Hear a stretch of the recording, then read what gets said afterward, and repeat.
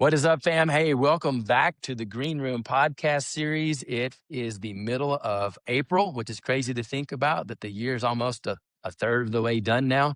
That means spring breaks are wrapping up. It means it's tax season, it's testing season, like all the things. We're in that home stretch. Trying to get to summer break. And so just want to say thank you, first of all, for listening and tuning in today. I am super excited to have as our guest one of my good friends. He is a rock star educator in every sense of the word. He's a speaker, he's an author, does so many incredible things. Jonathan Alsheimer joins us today. Jonathan, what's up, brother? What's up, dude? Rockstar. I love that, man. I got a Rockstar Educator t-shirt on, man. I'm ready to rock and roll. Listen, anytime to hang out with you is gold. And anytime to talk education, I'm always down for that. Let's do this thing. 100%, man. I'm super excited. So first and foremost, I would love for you to talk about just your background in education. How did you get to this point where you are today? What made you want to get into education to begin with? Dude, also all great questions, man.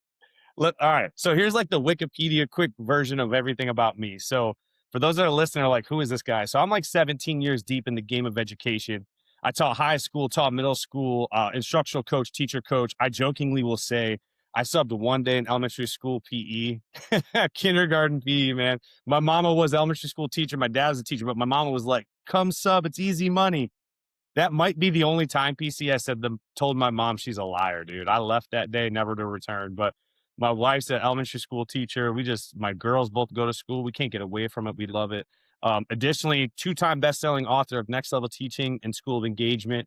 I've worked with the UFC. I've worked with MTV celebrities. I've hung out with Mario Lopez, AC Slater from Saved by the Bell, all education stuff, right?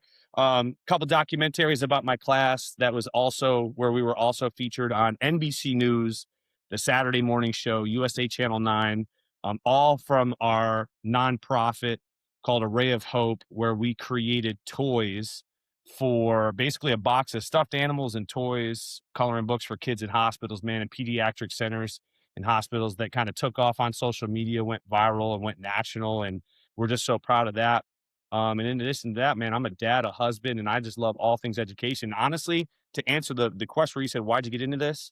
I knew at a young age, I just wanted to make a difference. I didn't know what that was going to look like, be like, or feel like. But I'll tell you what, man, I chose the greatest profession in the world to do that because as educators, we have an opportunity every single day to leave an imprint.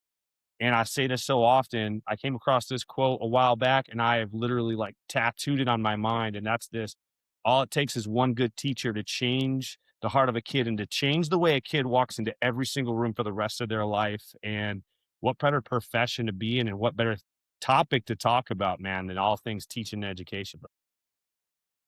That's so true, man. It just takes that one spark, right? Just that one person that makes that connection that can totally change the trajectory of a young man, a young woman's life, man. And that's just so powerful. I would love to hear from your perspective, Jonathan. Like anything that we do, whether it's dribbling a basketball, whether it's playing a guitar, whether it's teaching, you get better and better and better over time. What were some of those key moments in your career where something like clicked? Because you didn't start out on day one being this just incredible, Nah, man. super engaging educator. How did you get there? What were some of the key influences on your career? Yeah, man. Well, I'm gonna say this. Like for me, my biggest thing is like my focus is on student engagement and just making class as fun as possible, right? And so I look back at how I used to be in the beginning of my career. I'm like, man, like I used to think I was really good, dude. Like it was not. And a lot of people will ask me the question, like that same question, like, did what happened? Was it there was no miraculous change. It really was just a beautiful progression of me thinking, wow, this is hard. And wow, when I became a dad, wow, being a dad's hard. I don't have time to do this, that, whatever. So I was like, how can I authentically basically look at what I'm doing and say, okay, how can I turn this sit down thing into a stand up thing? How can I turn this like worksheet into an experience for kids? How can basically with an I didn't have technology. Sometimes, you know how it is, like you plan on technology and then nothing works. So like with an expo marker and like, a piece of paper, can we make this awesome for kids? And slowly but surely I learned how to do these very simple things where all of a sudden these lesson plans just kind of came to life, and, it kind of manifests itself slowly over time. But that was really it. It was like, look at what you already do and think, man, how can I turn this into something cool for kids? And all of a sudden I'm cutting up worksheets and putting them in sandwich bags and taping them to the wall. Literally, like the worksheet I was going to give them where they'd be sitting down. And by the way, as an educator, I hate sitting down. And when I go to like professional developments, I don't even like to sit down for an hour. Imagine being a kid sitting down for 6 hours and what that must do. So I'm thinking, okay, let's cut up these worksheets. Let's throw them in some sandwich bags, throw the kids in groups. I'll have group one over here. Where should I put the sandwich bag? Well, why don't we put it on the other side of the room? And then we'll have one kid run over and grab the question out of the sandwich bag. And then all of a sudden they're working together, looking at stuff. And all of a sudden at the end of class, kids go, can we do that again tomorrow? And it's like, literally, I just did a worksheet, but y'all want to do it again tomorrow. And that's kind of the small things like that were the progression that made kind of, as for me as a teacher, it's like, hey, I'm going to keep trying new things, keep trying new things, and keep trying new things. Sometimes they work, sometimes they didn't. But when more often than not, the magic happened, and it just was awesome. And I love it. And then it just snowballs from there, right? Like you said, like once you get one thing that works, it's like, oh yeah, what if I did this, but I did it a little bit different the next time? Or I use this activity and I adapt it to fit this lesson, right? And it's one of those things I think about all the time, Jonathan, is, when we're younger, little kids, kindergarten, pre-K, sometimes even first grade, they're moving, they're in centers. You go from this center to that center to that center. And then middle school and definitely into high school, it's sit down in these rows of desks and let me talk to you for 45 minutes, 60 minutes, 90 minutes. And like you said, I don't want to hear that right now, let alone when you're a teenager and you can't sit still, right? And so, what are those super fun things that you can do to get them up, to get them moving, to get them thinking without even know that they're thinking, right?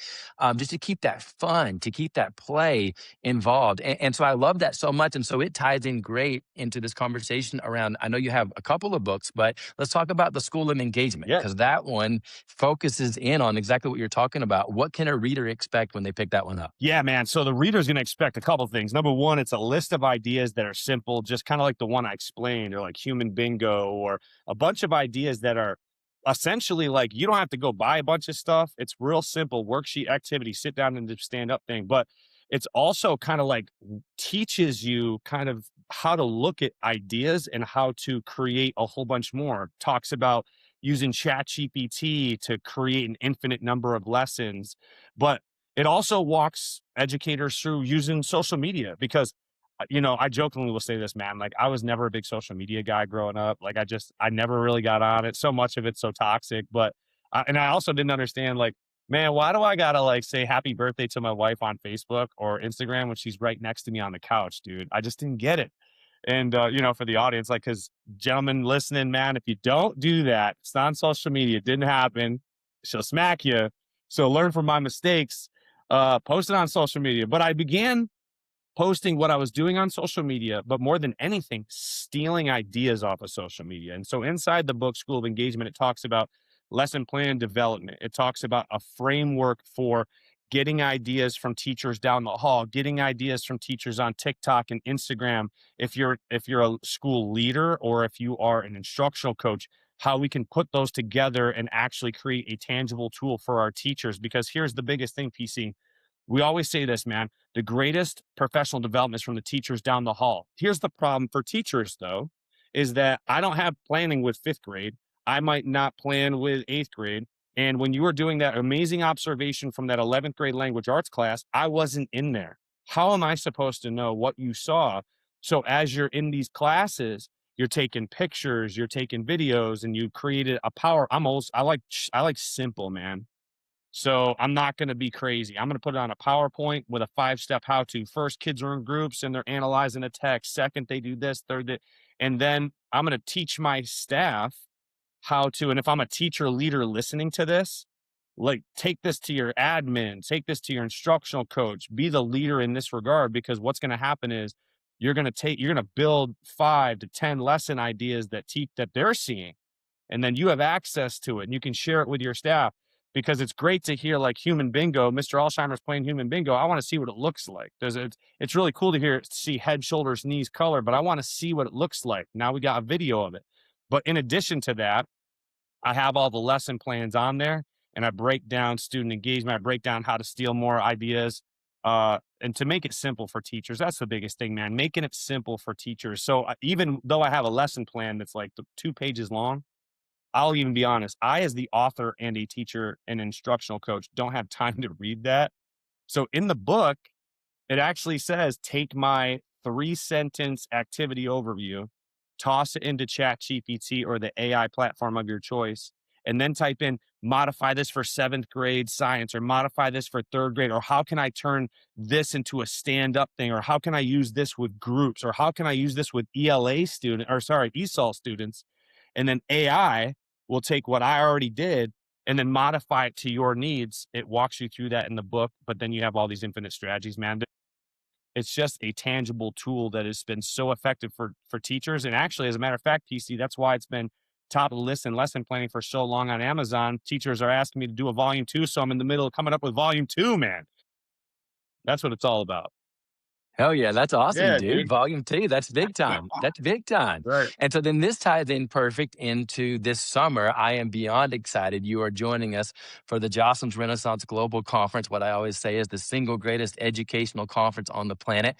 You're helping us in 2 big roles. The first one I want to talk about is with our Leadership Academy. This takes place on the afternoon of June the 13th. It's a 3-hour session, 3-hour workshop for educators only. What can somebody expect? Why should they come to the Leadership Academy? Dude, it's going to be awesome, man. Like, think about this as an educator. Think about like you walking into a classroom and going, whoa, I want to learn how to do that. Like, that's going to be the whole 3 hours. One of my biggest pet peeves in all things education was, after all the years of teaching, and I've got my admin degree. As a matter of fact, I got to like toot my own horn for a second, just so people that are like, who is this guy? I had 2 superintendents offer me a job as an associate superintendent, then take their job. And I didn't even apply. It was because they watched me do one of these workshops and then one of my keynotes. And the crazy thing about it is, when you walk in, the reason why they did that was because when you come into this workshop, of course, we're going to talk about unit plan development, lesson plan development, but then you're going to see it. Like, here's a strategy. Look at what it looks like in my classroom. Here's a video, right? Let me break it down for you. Then we're going to do some together. And like, I'm a big advocate of, man, I don't have time for wasted time, man. So if you're coming in, get ready. I'm going to move 100 miles an hour.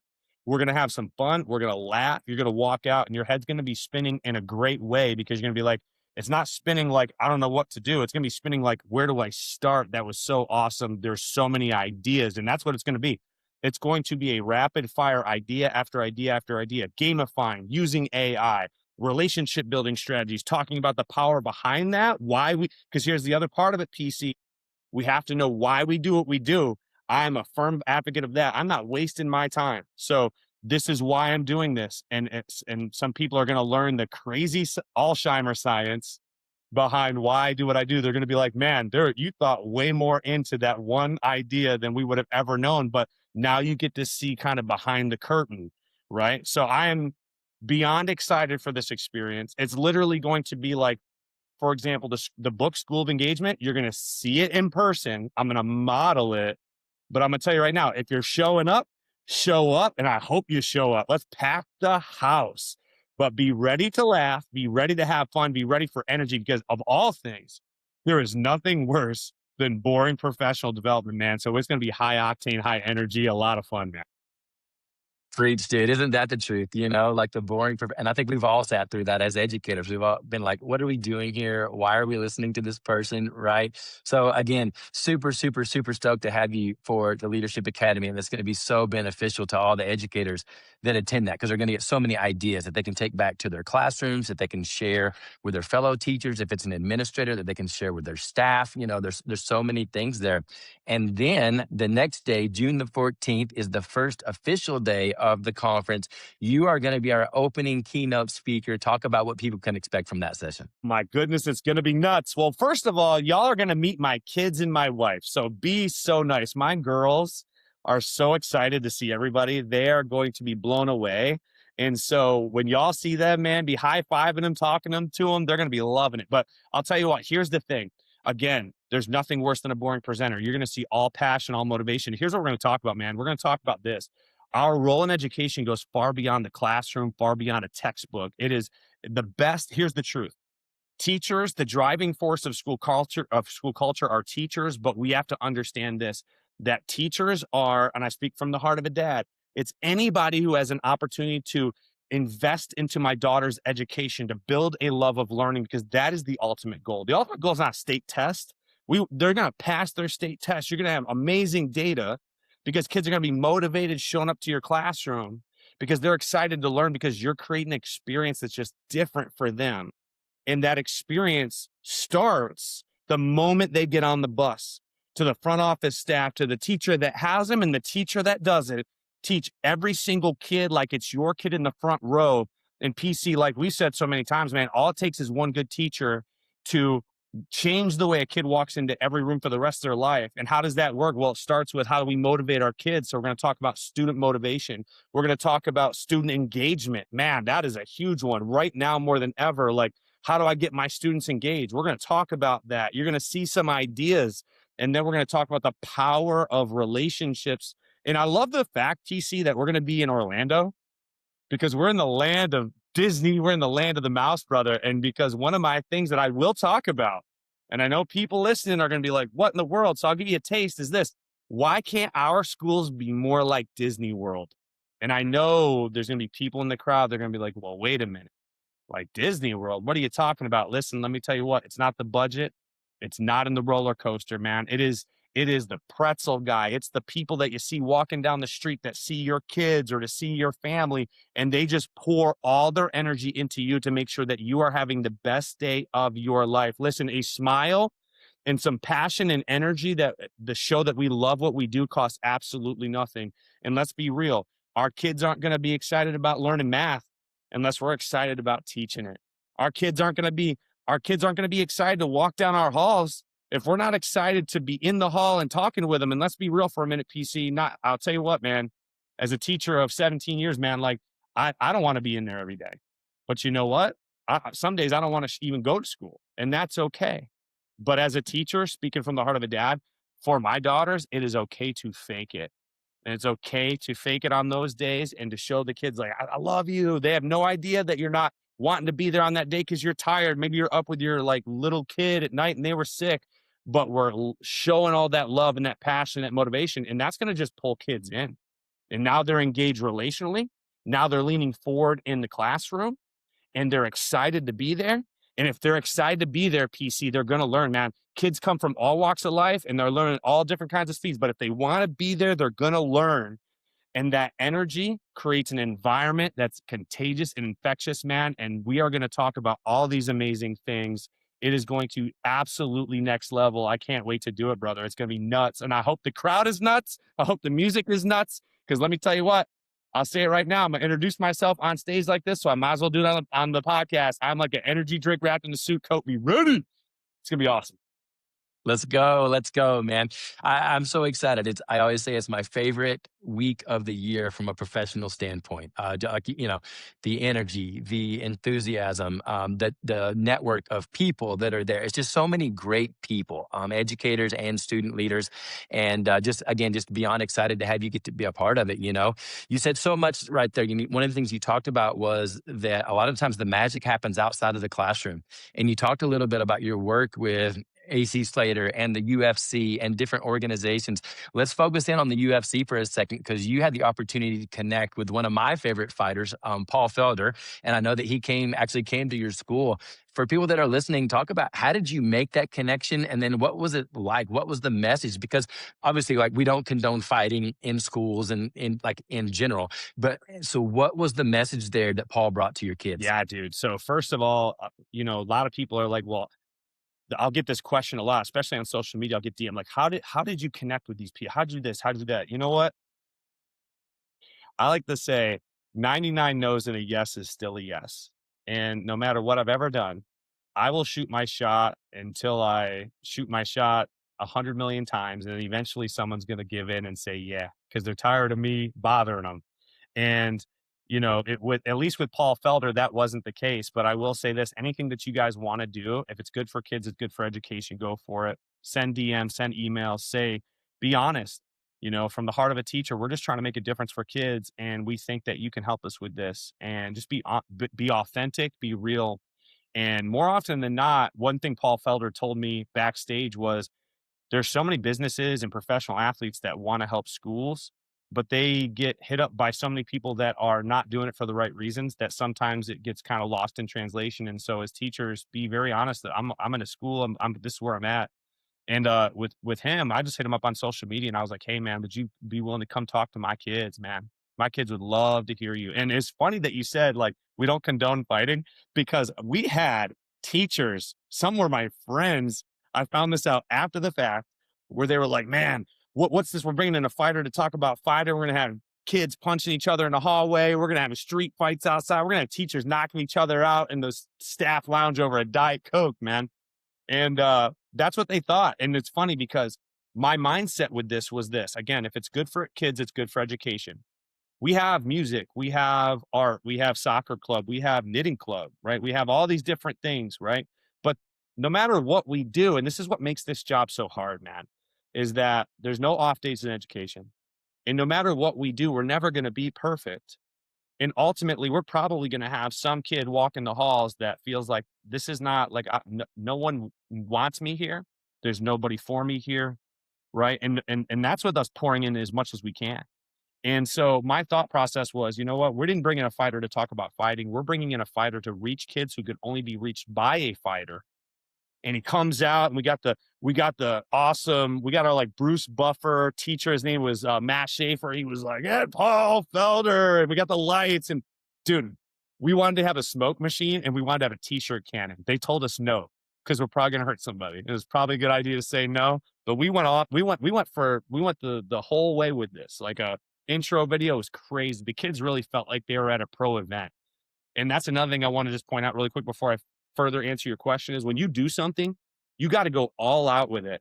You got to think from all angles. Like, are kids going to be bored? Are staff going to be bored? Like Paul Felder even thought, I'm just going to walk in and I'm going to talk to kids in a cafeteria and it's going to be like no music. It's going to be boring and whatever. He walked out. And if you watch the documentary on YouTube, man, he actually turns around and says something. I happened to be behind him and his manager, and he was saying after the fact, he was blown away by the whole thing. So go all out, get everybody excited. That's half the battle. Now, the other thing is when he came out, he did all those flashy punches and kicks and all the music, right? But then that was just to get the kids' attention. That was just to hook the kids. We talk about lesson planning. How do you hook your kids to love history? How do you hook your kids to do fractions or decimals? How do you hook your kids into the story? Similarly, how do we hook our kids with Paul Felder? Well, we did it with music and flashiness and kicks. Then he took the mic, man, and I interviewed him and he talked about how we were prepping for a state test, how prepping for your state test is how he trained, like it's him prepping for a fight. And he's talking about like, you got to leave it all on the table, man. You don't just show up on fight night and win, just like you don't show up on test night and pass. Like you got to put it all out there. And he said, no matter, like his biggest part of this whole thing was effort. That's something I preach in my classroom. So I told him, man, effort's going to be the big thing here. And our biggest underlying message was, it doesn't matter what the outcome is if you did everything you could, flipped every rock you could, right? Because as it relates to what we're doing and learning in the classroom, we don't want kids giving up on math because I'm never, that was me. I'm never going to be a B student in math. So I'm just going to quit now. I don't want you to quit on me. I don't want you to quit on me in history or math class because you think you're an F student or a D student or a C student. Flip over every rock, go all out. And dude, I'll tell you what, man, I'll high five you and say I'm proud of you. That's all I want, because what we will find, and studies show this, is that at the end of the day, there's going to be success, and that success looks different for lots of kids, but there's going to be success, but you got to put in the work. Kids aren't going to get the promotion because they showed up, right, and punched in. They're going to get that promotion because they've learned from kindergarten through graduating and on to college. You put in that work each and every day. And Paul Felder threw a hardcore exclamation point on that one, man. And the kids went nuts. And honestly, we had kids that came up after that were like, normally we'd be sleeping in the back. We just want to talk to him. Can we talk to him? And we had kids leaning in, and it was just an awesome experience, dude. It's so cool, dude, and so powerful, and I just love the connection there, the messaging there.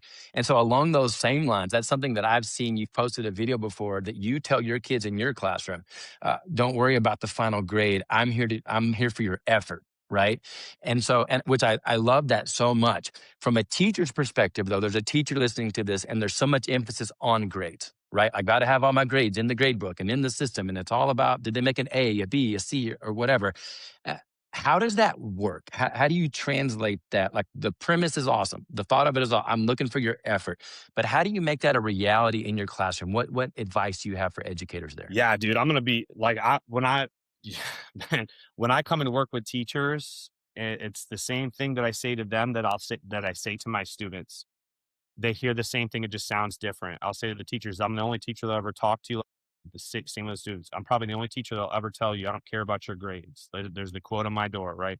And this is day one. Preach it day one. I don't care about your grades. I care about your effort. If the answer is wrong, don't quit, don't stop, don't give up. Make it the best wrong answer I've ever seen. And the reason why, man, is because, as I mentioned before, if you're like, that doesn't mean I don't care about test scores. I want my kids to have the greatest test scores. And as a matter of fact, I've had years where I had the best test scores, bar none. Like, it was just comes down, like, we had one year where our gen ed class beat the gifted class. Like, that doesn't happen. But that wasn't because I was the best teacher, man. That wasn't because I was some great, this is how we read or this is how we write. It was literally because I got more out of my kids. Now, how do we do that? Well, we do that because a lot of kids, in kindergarten and first grade, they're showing up and they love school and they're working hard. Second grade, they're going to show up. They want to make their teacher. Third grade, they're doing this. My daughter, Sadie, like, she's in third grade right now. Like, she's just working hard. It comes now. Like, they just do that. And then all of a sudden there comes a threshold where that starts to stop. They start to pull their phones out more and it's like a battle. Right. And so for me, what I want to tell my students is this: the expectation is here. And I'll be honest, like, I'm the fun teacher, but I'm also I'm going to be on you. If you don't reach my expectation in terms of effort, I'm going to call your mom. She's going to sit right next to you in class and you're going to turn 50 shades of red. They don't even understand the reference because they ain't never seen the movie. I haven't either. And it's probably a good thing. And they'll test me. And all it took was one time, once. And it wasn't even with academics, brother. This is with everything.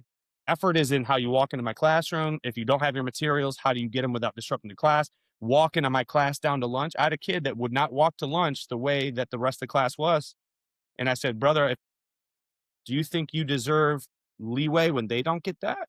And he didn't see eye to eye with me, and he didn't follow his friends telling him, dude, get in line, let's do this thing. So I called his mama. She came in and she's like, I'm going to hold his hand. I was like, ma'am, you do not need to do that. She's like, excuse my language here, but she was, I'm going to hold it. I don't care. I'm going to hold his damn hand. And he was infamous for the rest of the year. But let me tell you what, I never had a problem with him the rest of the year. He did everything I needed. Now, that goes back to my expectation being here. But what that looks like, and I walk it through with the kids, like, this is how you study. This is the expectation. And I model it and I talk about it all the time. And that also goes back to routines. And I'm trying to set the standard. My standard is, we'll be the hardest working class. We'll also be the best behaved class. Whether we are or we aren't, I'm setting the standard as high as I can because kids can reach those expectations. We just have to push them. With that being said, I also have so many kids that show up and they're like, well, listen, man, I'm not a good reader. Like, I'm never going to be a good reader. And like I said before, I wasn't good in math. Like, I'm never going to be that guy. So I'm just, you know what, man, I'm going to put in my half. I'm going to kind of quit on you and I'll get through. We'll be good. I'm not going to cause a problem, but that's not the best for my kids. And so by having this mindset, and I'll tell the kids, like, if you do all the things I ask, I want you to, even on a project, to find a way to make it better than I've even asked. And if you do these things, then no matter what the grade point is at the end of that unit or that state test or whatever, that quiz, I will tell you I'm proud of you. And we will call your mama or your dad or your grandma or whoever you live with and say that we are proud of the work that you do. Dude, one of the best things I ever heard from a student was, I had a young lady who was going on a vacation with her family, came from a family that didn't have much. So this was a big deal. And we were working on an essay that was going to be due on Monday. And we're resources. It was a whole long writing thing all week. And we're working real hard. And she was there. And then she had to leave, she wasn't there on Friday. And Friday was the day kids were going to do the second half and really finish it up. And she left and she brought all her stuff with her. And I told her, you could do it next week. It's no big deal. And she's like, no, I'm going to get it done this weekend while I'm on vacation with my family. And sure enough, she did it. She got the first half done in class. It was awesome. She goes on vacation. And sure enough, she forgot one very key piece of information, a whole document full of stuff she needed. And you would think she would have just stopped there and said, you know what, I'm gonna come back with it half done and I'm just gonna do it next week. She came back with the whole thing done, but the second half was very wrong. And when I asked her why did you even do it? And this is what she said to me. She goes, Mr. Alsheimer, I thought you would be happier with me showing up with it all done and maybe not perfect than me showing up with half done work. You always talk about effort. I gave you my best effort. And I was like, girl, that is an A answer if I've ever heard one. And that's what I'm trying to instill. Listen, that A on my quiz, of course I want it, but that's not the end all be all of their life. The end all be all of their life are we chipping away at things and building these kids up in a way where they are going to go out into a very unforgiving world that does not care about your seventh grade quiz. It doesn't care about your language arts state test. And it certainly doesn't care about these kids. How are we preparing them with what they need to go out there, kick the door in, and dominate? 100%, bro. Yeah, the work ethic. That's what separates people, right? That's what separates average from great and below average from average is the work ethic. And so I just love that so much that you're teaching that to your kids. You're teaching that to educators because it's about showing up, Yes. right? And it's about putting in an honest day's work and an honest day's effort, right? Let me add this one quick piece really quick here. I've heard variations of this, and this is my version. And I was talking to my daughter about this, and it's going to put an exclamation point on this statement, okay? And that's this. I said to my daughter, I said, "Why do you think the lion is the king of the jungle?" And she wasn't sure, right? She's giving me her versions of answers. And this is the quick version is this. I said, the lion's not the tallest animal in the jungle. It's not the biggest animal in the jungle. It's not the smartest. It's not the strongest. It's not the toughest. It's not a lot of things. I said, you know what separates the lion and makes it when the lion shows up, even though it's not all these things, when the lion shows up, it is king. Why? It's mentality. You will not beat me. You will not break me. You will not outwork me. I will get what I want in a good way. I'm not going to do anything not scrupulous. We're not doing that, right? But I'm going to outwork. You might be smarter than me. I will outwork you. You might be better at that. I'm going to outwork you. And the people that do that are the ones. Elon Musk, love him or hate him, take him or leave him. He was asked in the interview one time. They said, Did you ever go to Harvard?" And he said, "No, but a lot of people that work for me did." And let me tell you what, man, that answers all the questions right there. Yeah, so true, dude. Jonathan, let's talk about one of my favorite projects that you do that is you use it in your classroom, but it's the reach is absolutely incredible with the Ray of Hope. And so I would love to just hear for you to explain to the listeners what is a Ray of Hope, the significance of it to you personally, and then how does it work? Yeah, man. The quick version is a ray of hope is where we put together boxes of toys, stuffed animals, blankets, colored books, and crayons for kids in hospitals. And it started a long time ago. My daughter Sadie, there's a couple documentaries were featured on NBC News, USA Channel 9, the Saturday morning show about this. But my daughter Sadie went into the hospital and she had a pretty, a normal surgery, but it was, painful ears and throat surgery. And while she was in the hospital, man, she was so busted up. I still remember as a dad, like we're in the recovery room and she's so busted up that she looks across the room. She didn't have the ability to speak and she mouthed the words, "Daddy, help me, please." And I was like, oh my goodness. And this is an average surgery, brother. This is something in a week, she'll be fine. But I thought over the course of this whole scenario, what if it was cancer? What if it was a brain tumor? What if it was some sort of terminal thing, right? What if it was serious? What if it was open heart surgery? Oh my gosh, right? And so right then, in the time we were there was a box that was donated from a family who lost their son in a tragic accident, and my daughter opened it up and she had a stuffed unicorn in that box and some coloring books and stuff, and she named it Uni. She actually still has it now, and she's 9. This was when she was 2.5, brother. And I was like, this belongs in schools. Like this is gold. And so I went back to my class. I said, hey, this is what I want to do. This is what happened. I told the story about Sadie being in the hospital. And when she opened up the box and had the stuffed animal, she was smiling from ear to ear. It was she couldn't talk, but she was just beaming. And it just took the stress away from us as a family, and it took the pain away from her for a second. And I thought, there's so many families where they are literally broken in that moment. Can we help them? And the kids jumped on it, and we loved it. And we did the first time we did it. We called it From Kids to Kids. It was awesome. We put together 100 boxes. and got picked up by the news. It was great. And then my mom, and this is where it gets really, for me, very passionate, very personal, is my mom got cancer. She was a first grade teacher. Her name was Kim Ray Alsheimer, first grade teacher, and she got cancer. And I went back to my home. My mom, it was getting real serious. And I told my mom, I was like, listen, mom, this was in May. She was supposed to make it till Christmas. And I said, um, what I want to do is I'm going to change the name to from kids to kids to a ray of hope in honor of you. And no matter what happens, because I want your legacy to live on in this way. And she died 3 weeks later. And I went back to my classroom and I was hurting. I was struggling, as you can imagine. My daughters watched it all happen. They went back and they were hurting. My oldest was in fourth grade. And, I thought about this in two ways. Number one, how amazing will this be to get kids to buy into what I'm teaching in my classroom, because we're building relationships over making an impact. Number two, if I do this, 10 minutes at the end of a day, get all your work done. Kids were running and say, hey, can we do a ray of hope, right? Get your work done. And then what we'll do is we'll do a ray of hope at the end. Oh, all right, let's get our work done. Let's work really hard. I had kids working harder, right? But the other thing is this: we have so many kids that are dealing with an array of trauma. Every adult in any room is dealing with a array of trauma, whether it's lots of trauma or, you got cut from the basketball team in second grade or something like that, right? You're dealing with something. And so a lot of times our actions and our behavior are a clear indication of whatever we're dealing with. Maybe we're stressed out. Maybe we heard our parents cussing the night before, whatever it is, right? And so a lot of times we don't know what these kids are going through.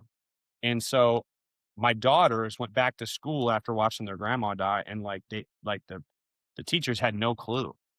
And so by telling this story, like, understand you have kids, whether they're getting in trouble or they're not, or they're getting A's or they're not, like, they're dealing with stuff, and it changes the way we think about addressing things when kids succeed and they fail. When they do the right thing and they don't. When they should have studied and maybe they did or maybe they didn't, right?